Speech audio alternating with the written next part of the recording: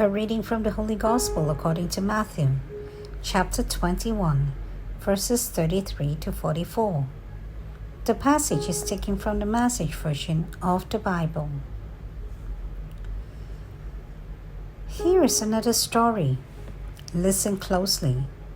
There was once a man, a wealthy farmer, who planted a vineyard. He fasted, dug a wine press, put up a watchtower, and turned it over to the farmhands and went off on a trip. When it was time to harvest the grapes, he sent his servants back to collect his profits. The farmhands grabbed the first servant and beat him up. The next one they murdered, then threw stones at the third, but he got away.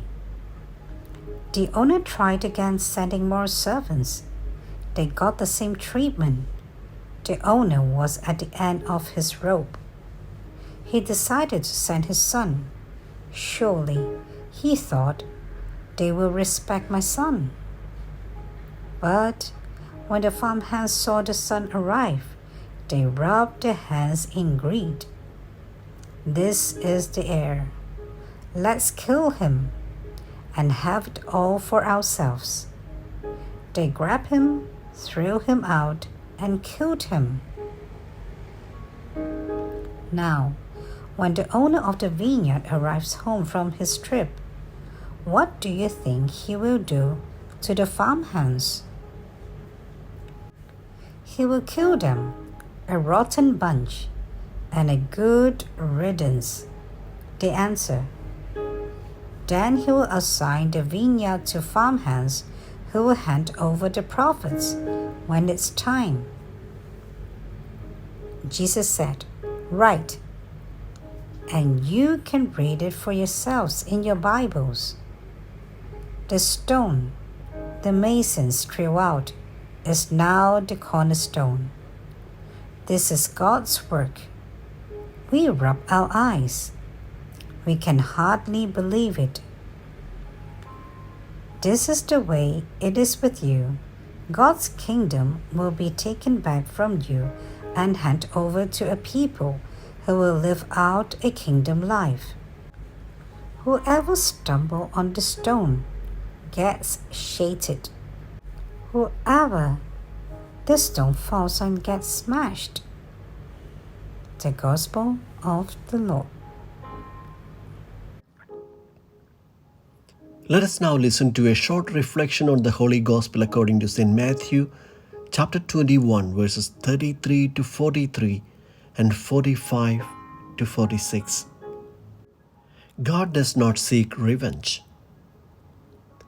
We have stories of victimisation today.